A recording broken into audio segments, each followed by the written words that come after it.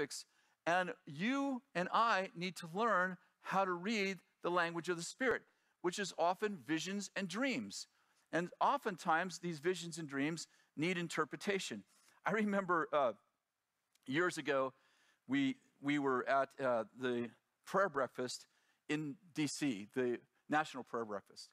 And the president had just spoke, and we went into a breakout session, and I was teaching in a breakout session about empowering women to about 50 women and 20 of their husbands who were all like first ladies, mayors' wives, presidents' wives, prime ministers' wives. And this particular lady that I had connected with, a very nice lady, she had read my book on empowering women, and she said, hey, I mentor all these first ladies. Could you come and do just a little 15, 20-minute TED Talk on empowering women? And, they're not Christians. Many of these are not Christians. So can you just talk about the principles of empowering women and don't make it too religious? I'm like, yeah, that'd be great. So we did this little talk. As I said, there was about 50 women there and about 20 of their husbands. And after we were done, very short talk, we were all standing up and we were just mingling. We were all dressed up in shirt and ties, and the ladies had very nice dresses on. It was a very suit and tie kind of event. And we were interacting with these people in this, this kind of a ballroom looking place. And Kathy and I and two of our team were interacting with this former treasurer, I think, of a Latin American country. And he was running for prime minister with his wife. English wasn't their first language, and we didn't know Spanish. So we're interacting with them, and while we're interacting with them, I saw this big sword sticking out of his wife. It is invisible, just so you understand. And it was really difficult. We were trying to have this casual conversation, and as she turned, the sword would move, and I'm like, oh my goodness, what am I supposed to do with this, And these people aren't Christians. What do we do here? So, so finally, I just blurted out, like, I see a sword in your stomach. Would you like me to pull it out? And they're, again, English isn't their first language. So the husband says, I sorry? I said, there's a sword in your wife's stomach, a sword in her stomach. Now, by now, Kathy's like, oh my goodness, what is he going to do? My other two friends like, oh, I can't believe this is happening. And so she says, where's sword be? Where's sword be? I said, it's right.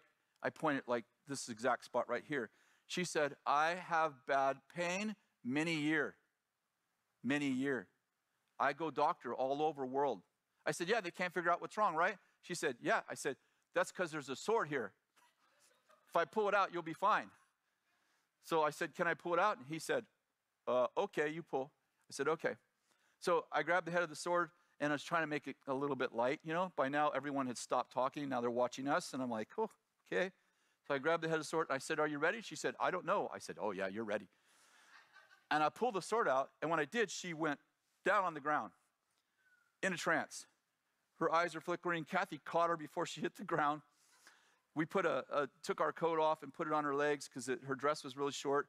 And she laid there, and he said, call 911. Call 911. I said, oh no, it's Jesus. He said, who? I said, Jesus. He said, who? I said, Jesus of Nazareth.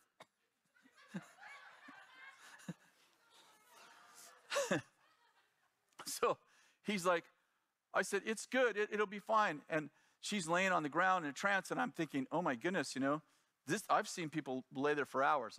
So I'm praying, oh Jesus, Jesus, Jesus, Jesus, Jesus.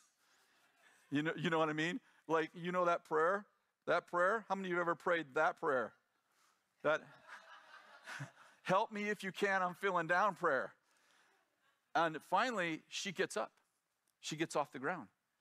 And she begins to say in Spanish to him, like, I don't speak Spanish, but she's pointing and she's crying, and she has makeup on it, and her face looks like a clown. Her black makeup has run down her face. And then she looks at me and she says, all pain gone. All pain gone. I said, yeah, I pulled the sword out. Anyway, we had a good laugh. We got in the elevator, which holds about 30 people. There's 3,700 people in this hotel, so it's quite a large hotel. So we get in this elevator. Again, it's mostly lots of political people. And there's, 20, 30 people in the elevator. And we get in the elevator. It's like a half an hour after this happened. And a politician looks at me and he goes, "Hey, you the guy that pulled a sword out of that lady?" I said, "Yeah." He goes, do I have a sword in me? I have a pain right here. So we were pulling swords out of people. And it was fun. It's fun. And so for the next 3 days, we did deliverances on people. We saw people that had duct tape on their forehead that said depressed. I'm like, "Hey, you have duct tape on your forehead." "I do." "Yes, it says depressed. You want me to pull it off?" "Yes." Pull it off. Down on the ground they go. Jesus giving them joy for mourning, a mantle of praise instead of the spirit of fainting. And we were having lots of fun. What was happening? You were like, "That would never happen to me." I bet it's happened to you many times. But because you didn't know how to read hieroglyphics, you didn't understand that the Holy Spirit was actually speaking to you. Here's one of the principles I want to highlight, that when the Holy Spirit speaks to you, he usually does it in these really quick visions